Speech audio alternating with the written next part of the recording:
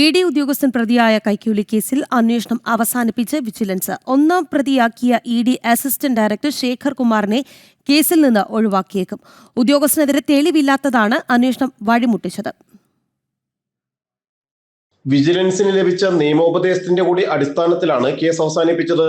തെളിവുകൾ എന്തെങ്കിലും ലഭിച്ചാൽ മാത്രം ED അസിസ്റ്റന്റ് ഡയറക്ടർ ശേഖർ കുമാറിനെതിരെ അന്വേഷണം മുന്നോട്ട് കൊണ്ടുപോയാൽ മതിയെന്നാണ് വിജിലൻസ് അന്വേഷണ സംഘത്തിന് ലഭിച്ച നിയമോപദേശം.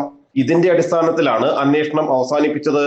FIR-ൽ ഒന്നാം പ്രതിയാക്കിയ ശേഖർ കുമാറിനെ കേസിൽ നിന്ന് ഒഴിവാക്കുന്നതിനെ കുറിച്ചും ആലോചിക്കുകയാണ് വിജിലൻസ്. കേസ് രജിസ്റ്റർ ചെയ്ത് 2 മാസം ആകാറാകുമ്പോഴും ഒന്നാം പ്രതിയാക്കിയയാൾക്കെതിരെ മൊഴികൾക്കപ്പുറം മറ്റു തെളിവുകൾ കണ്ടെത്താനാകാത്തത് വിജിലൻസിന് തിരിച്ചടിയായിരുന്നു. നിലവിൽ അറസ്റ്റിലായ 3 പ്രതികളെ മാത്രം ഉൾപ്പെടുത്തി കേസ് മുന്നോട്ട് കൊണ്ടുപോകും.